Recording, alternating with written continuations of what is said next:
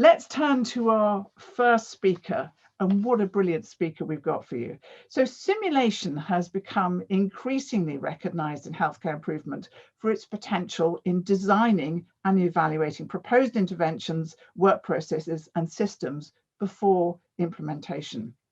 Simulation can help detect problems before they happen, support teamwork and improve safety and resilience.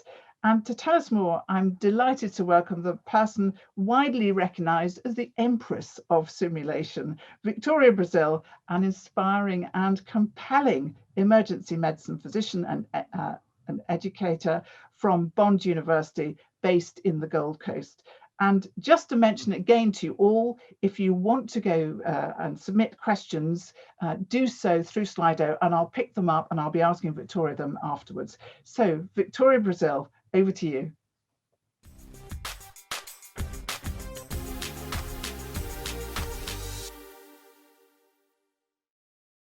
Healthcare simulation is a potential game changer for improving patient care. But it's hard to realise that potential because we need to combine great technology with effective educational strategies, but also a mature understanding of systems and behaviour change. Now, one of the challenges is understanding what we even mean by the term simulation. The traditional uses of sim are pretty obvious. Practicing skills like CPR, practicing communication with simulated patients, and practicing procedures, simple ones like intravenous cannulation or intramuscular injection, but now very fancy ones like laparoscopic surgery using virtual reality. Now, this kind of simulation definitely works if our measure is improving those individual skills. But will this help our real-world healthcare challenges, where skills have to be performed in a team and within a complex healthcare system? So let's take an example from my world. Many of our trauma patients arrive in the emergency department badly injured, and some require endotracheal intubation, a time-critical, high-stakes procedure. Now, when you read about intubation in a textbook, it's pretty simple. Just take this tube, slide it down the patient's throat until it enters the lungs, and then help them breathe. So simulation surely makes sense, just practice that. But let's look at how this really plays out.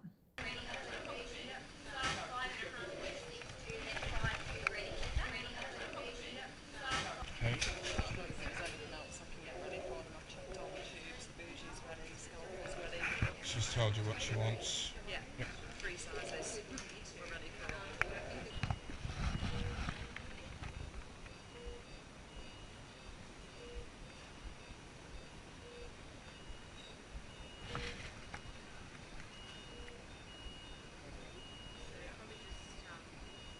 It's complex.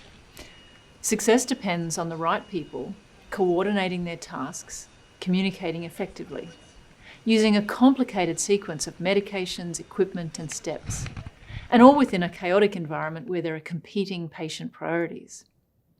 So unsurprisingly, performance is variable, and occasionally with catastrophic consequences. So we see that simulating the simple individual procedural task of one doctor just may not help. Now, this is symptomatic of a more general issue, that education and training are necessary, but not sufficient for excellent system performance. And education and training are actually weak instruments for system improvements. So, the next step up perhaps is using simulation for team training. Now, the history of this is one of translating lessons from aviation and other high reliability organisations. The aviation industry, as we've read, learned that certain teamwork behaviours are important for success and called it crew resource management.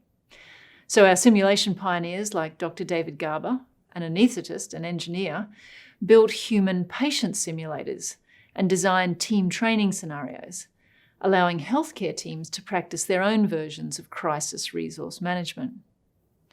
And so simulation centres were built where staff could go and train with pretty expensive simulators and advanced video and playback facilities, also with some demonstrable effect on team performance.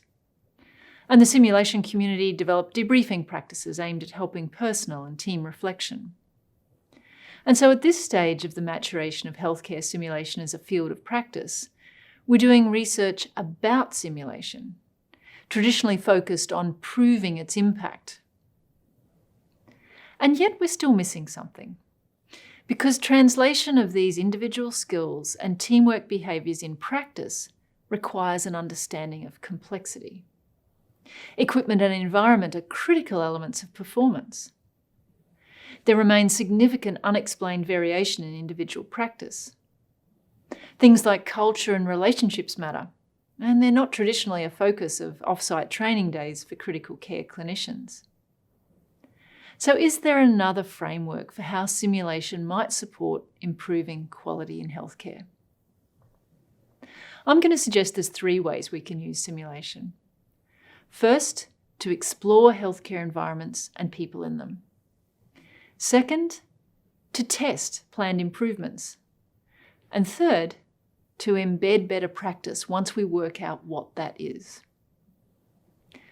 So let's start by thinking about using simulation to explore healthcare environments. And the use of simulation delivered in situ is emerging as a powerful technique to explore our work. So where I practice, like many other programs around the world, we run simulations with native teams, within our own environment, with our own equipment, protocols and call systems. 6-year-old male, today he's been stabbed 3 times in the central chest. He has a deep laceration. And when we run simulations like this, we can explore practical things, like how we get a patient with a head injury to the CT scanner safe and fast.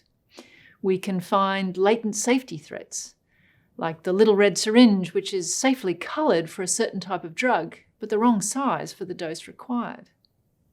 We can observe whether clinical pathways and protocols are actually used in practice.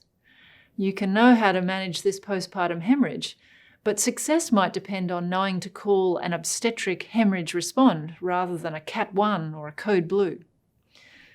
So this sim as exploration requires attention to detail in authentically recreating challenges, collecting data, and finding ways to feed that data into a process of improvement. Now, this is what Ghislaine Lame and Mary Dixon Woods would call research through simulation, not about simulation. And maybe this exploration can be deeper than we think. Eve Purdy is an emergency physician and anthropologist who spent a year working with us on the Gold Coast. She used her skills and a novel approach to explore simulation in the culture of our trauma teams. There's no doubt that simulation is a moment when we can really start to think about culture. It's a moment when the values, beliefs, and practices of a group of people are magnified, making it easier to see and perhaps maybe making it a little bit easier to talk about. I did an ethnographic study of the trauma service down on the Gold Coast, and as a part of that, spent an awful lot of time thinking about the role of simulation as it related to the culture of this group. There's one moment that really stands out in my mind. We coordinated a simulation exercise of an agitated trauma patient, and as such, security was an important member of that team. Now, we went through the scenario, got back to the debrief room, had some very interesting discussions about the complexities of medical management in this scenario, and just as we were wrapping things up, one of the security guards turned to me and he said, hey, look, I just feel a bit uncomfortable because we went through this whole case and we never searched the patient. I was standing in the back of the trauma room nervous the whole time that he had a knife, that harm was going to come in this moment. Now, we decided to dive into that as a group and had much more interesting discussions about what the barriers were to this security guard feeling like they could take a risk and bring up something that they felt was important and crucial in the trauma bay in real time. Now, the barriers that this security guard faced in the resuscitation room were probably the same ones that he faced in the debrief room, feeling like he needed to talk to me quietly and on the side as opposed to the whole group. There's no doubt in my mind that these barriers, they are not cognitive, they are not process related. Believe me, hospital policy would say this patient should be searched on the way in. These barriers, they're cultural. These barriers we can explore through simulation. So now let's consider using simulation to test planned interventions or new spaces. Now, really, change is the only constant in healthcare and is fundamental to most attempts at healthcare improvement. And yet we know that not all change leads to improvement. Changes can have unintended consequences, and changes that look good on paper don't always work in practice. So simulation can be a test bed for trialling changes prior to embedding into practice. This is the classic distinction between work as imagined versus work as done. So the efforts around the world using simulation as a way to prepare for the COVID-19 pandemic are instructive here. I mean, this was change on steroids, rapid and high-stakes change. New ways of airway management, practicing care wearing personal protective equipment, communicating using negative pressure rooms, and moving patients around the hospital in new ways. So our experience was that the rapidly drafted new protocols were a start, but they needed to be tested and refined in practice. And we needed to be able to collect data along the way and share those lessons. Mirette Dubé is a Canadian simulation specialist who led a province-wide program of simulation during the pandemic. Their team performed thousands of sims across hundreds of sites. I think it was really important to us that we wanted to ensure our approach to preparing our workforce and our system, was founded in evidence, and that it was very much driven by data. So we had this opportunity to be, the point people and team for a mass scale of simulation data coming in, and it was super important to us that we could turn around and share that back as quickly as we could to our organization. She oversaw data collection across the province and distilled important themes as they iteratively refined their processes. In the first 6 weeks, we were able to train over 35,000 healthcare team members and proactively identify and mitigate thousands of systems issues. So, despite all the hardships that COVID has brought us, this was a real win for simulation and just to be able to support everyone in our healthcare system and all of our teams. And here's another example. Andrew Petrosoniak and his team at St Michael's in Toronto were redesigning their trauma bays. So here we see how they used movement tracking and heat maps to explore performance. In this case, gathering equipment to perform a life-saving surgical airway procedure. And they explicitly used this design thinking approach to test the best equipment kits and to test the best physical layouts. They used this end-user engagement and iterative approaches, so they could test multiple times without having to wait for the real trauma patients to be the test. And finally, Steph Barwick is a nurse and simulation educator with Mater Health in Queensland, Australia. Here, she describes her journey in simulation. Now I'm the Director of Clinical Education for Mater Education, which is the education function across Queensland for Mater Health. So my key role there is really looking at integrating simulation as both an educational methodology, the way we train and improve our skills, but also as a methodology to optimise teams and systems. And further, she describes the integration of simulation with other hospital departments to optimise their clinical space. We've been doing this probably since about 2014, and really that came about through a corridor conversation. We know that that's where very many of the most important conversations happen, between Capital Works and our sim team, who kind of were a bit worried about the design or the layout of a bedroom, or of a patient room in a new hospital. And the sim team saying, well, we could probably help you with that. We could build a prototype, we could put it in, test it under real life conditions around normal activity that would happen in that room. And then that might help you go back to the architects with an optimal design. So we really started this in 2014, and now it's become part of what we do all of the time in our physical infrastructure projects. So we are engaged by the Capital Works team from concept design of a project, so prior even to architectural drawings being done, or at least the first round, to operational readiness, testing to make sure the building, once it's built, is ready for the first patient to come through the door. We actually have spent a lot of time engaging with people who have human factors expertise to help us in understanding the way people, systems, environments interact, to be able to effectively, I guess, analyse what we're finding in simulation. Now, I guess it's one thing to run a simulation, but it's quite another to actually collect data and analyse it. So here's Steph again talking about her Capital Works simulations. For us, the data that we're collecting is through observation both from the simulation facilitator, the participants and observers. We use a tool to collate that data. So then we analyse the data using HFMEA, so Health Failure Modes Effects Analysis risk rating.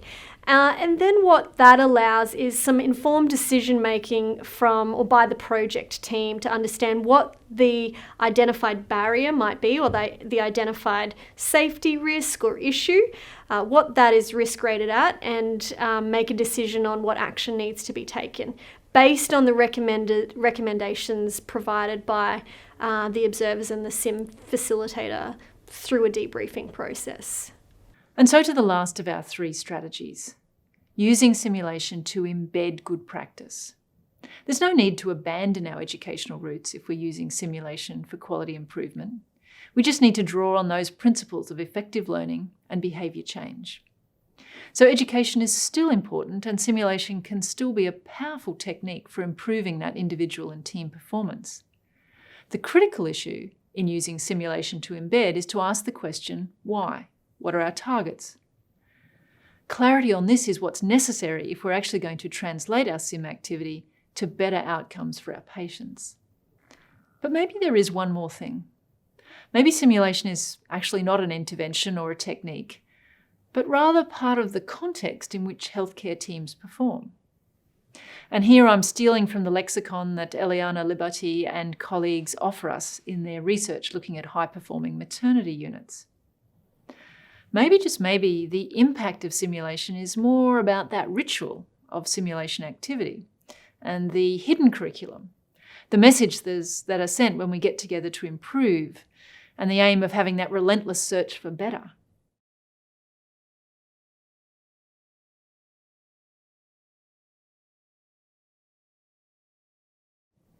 So the blurring of lines between sim and reality, as sim kind of sets a tone for real-world improvement.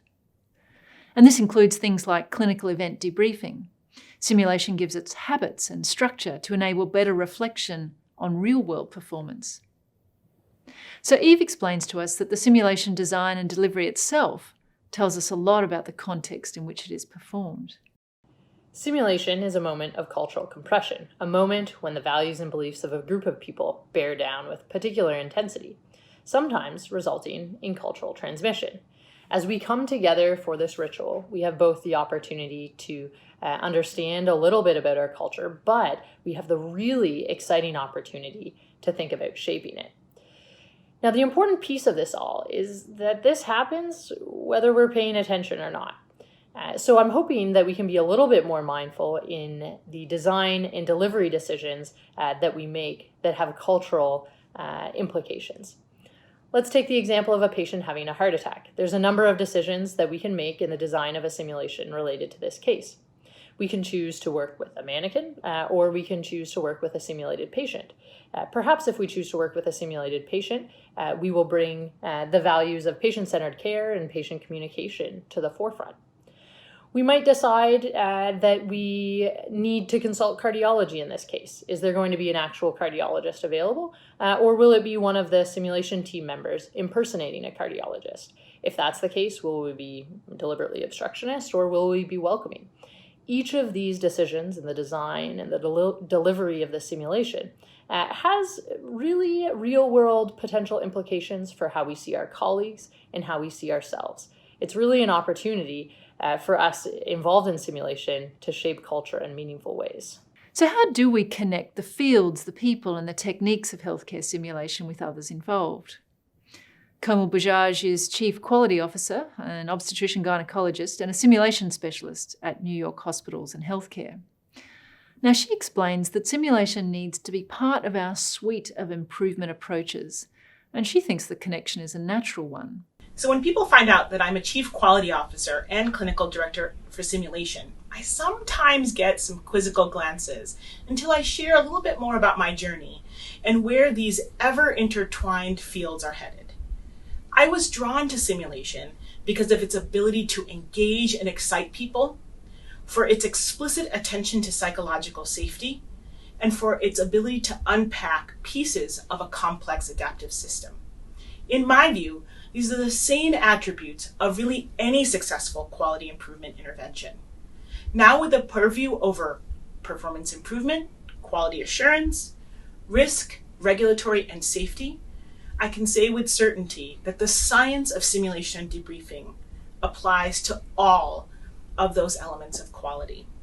Simulation is a powerful vehicle to impact risk, relationships, and reliability. And here, Marette Dubé explains that there's much more potential in this regard. You know, I think simulation still has so much untapped potential in healthcare quality improvement. You know, it's this very powerful tool to improve our healthcare systems, and it really truly bridges that gap between how we imagine work is happening and how it's actually happening. And by hearing from the front line through debriefing, we can really uncover a lot more about what is working well and what do we need to do to make improvements and positive changes. It's very engaging, founded in experiential learning. It's an excellent implementation tool, and I think it just has this huge potential impact to truly improve patient care outcomes and healthcare system functioning. So I still think we have lots of work to do, and excited to see what the future brings. So, to circle back, how does this fit together to solve our initial case study dilemma? We can use simulation to explore the enablers and barriers of high performance in intubation. We can use simulation to test better ways, better equipment, better teamwork structures, better trauma room layouts. And we can use simulation to embed those practicing through education and training of individuals and teams. But perhaps most importantly, we can use simulation to send a message that we have high standards and that we're committed to doing better together. Thank you.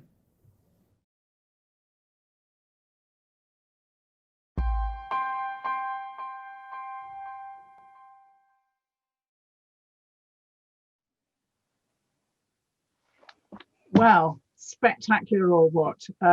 Victoria, and I now know that it's Brazzle to rhyme with razzle dazzle, and you certainly did dazzle us there. Thank you. That was Thank you. splendid. Thank you. So I just wanted to ask you a question first of all about what are the barriers when you try and ask people, you know, what they, whether, you know, what are the barriers to implementation of SIMS? You know, where are you getting resistance? Is it management? Is it healthcare professionals? Yeah, well, it's a good question. And I think the first thing to say is some of the barriers are just conceptual, even people understanding that simulation is something other than doing CPR on a mannequin. And I think, so the first thing is getting people to understand what are we trying to achieve, and opportunities like this obviously are a good chance to do that. But I found myself initially doing a fair bit of marketing. No, we really are trying to directly improve patient care. But then, of course, there are a bunch of practical constraints. You could see from a lot of those videos that we're running these exercises in our patient care areas, and we have to be sensitive to the fact that the business of healthcare needs to go on. And so depending on where we're doing that, it means we have to work closely with the clinical leaders to make sure this fits in with the workflow. If it's in the emergency department, we tend to do it early in the day. If it's in an operating theatre, often we have to schedule an exact time and book a theatre. And really it requires a lot of just very nuanced negotiations. Of course, we have some cultural barriers. People have got some preformed ideas about their participation in simulation, sometimes some fears that they're going to be evaluated. And all of that is a bit of a process. And I will definitely say that running those trauma simulations now is very different to what it was like when we started 6 years ago, in terms of people really now understanding what we're trying to do and wanting to be part of that solution. Now we've got some questions coming in from the audience, and of course if you want to put in your questions, what I'd like you to do is to go to your Slido and put their questions in, and magically they're coming through to me. So this one is from Jeff McLaughlin. Sim success seems to require and maybe produce good team working and respect for various staff roles. Do the hierarchies of medical teams ever create a barrier, heaven forfend, to embedding changes through SIMS? And if so, how have you overcome this in practice? Yeah, it's a really great question. But at the same time, often you can almost harness that hierarchy. You're quite right. Just as I said, even in running the simulations, we have to draw on a lot of social capital. So really going to the people who are going to be influential in a clinical team, getting them engaged, getting them involved is crucial. So yes, that can be a barrier if you can't engage those people, and certainly shifting the needle such that people think about this as something that consultants are involved in because they are part of the team. So how could you run a major trauma simulation without having the consultants there?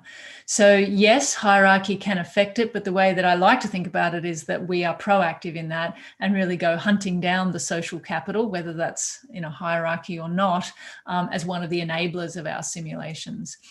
That said, hierarchy is also one of the things that comes up in the debriefing discussions. And I guess we have to pay a lot of attention to what people are actually doing and think, how can we address that in the debriefing conversations in ways that are effective, that addresses conflict, but doesn't necessarily go head to head with it. So there's a good question here from Sim Virgins, and I think there may be quite a few in the audience. If you have simulation skeptics or nervous would-be adopters, what would you suggest would be a good place to start? Yeah, it's interesting. I think we do have those people, of course. And I think often just because we now have a lot of people who are very used to simulation in our institution, just simply coming along and participating, people are more usually now swept up in the involvement of others. We have plenty of people though who come and observe, and that may be one way that people can understand what it is that we're trying to do. And I think the other thing, Vivian, is to really try and engage people in what is the mission here.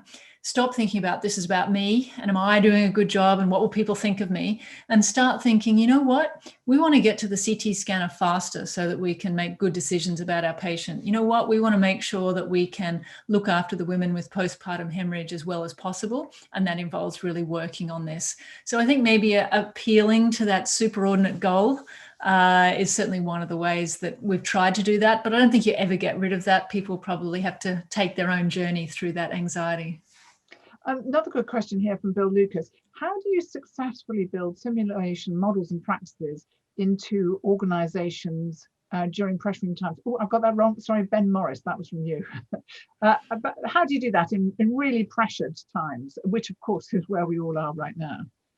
Yeah, it's very interesting. I think as you saw from some of those videos, in fact, COVID really saw us come into our own because suddenly people could see those necessary changes right in front of them. And they knew that the protocols and pathways were okay, but they didn't know if they would actually work. So we had unprecedented demand for wards, individuals, teams wanting us to come and help them explore what was happening in their workplace, really test out whether these protocols were going to work, understand the barriers to the COVID-safe intubation or the COVID-safe resuscitation, and then be able to embed the new practices once they were there. So interestingly, just like any change management, we know that having that sense of urgency is a success factor. We actually found that that was a compelling positive thing in terms of people's engagement with simulation. And I think that's something we're going to come back to time and time again today, some of the silver linings that have come to us through the pressure of COVID. A final question here from Nicola Bateman. To what extent did the design of these simulation experiments draw from outside healthcare? Yeah, it's very interesting. Obviously, we have learnt some lessons from outside healthcare. And people are quick to tell us we should be more like Formula One teams or more like airline pilots. And of course, there are some lessons from outside those industries.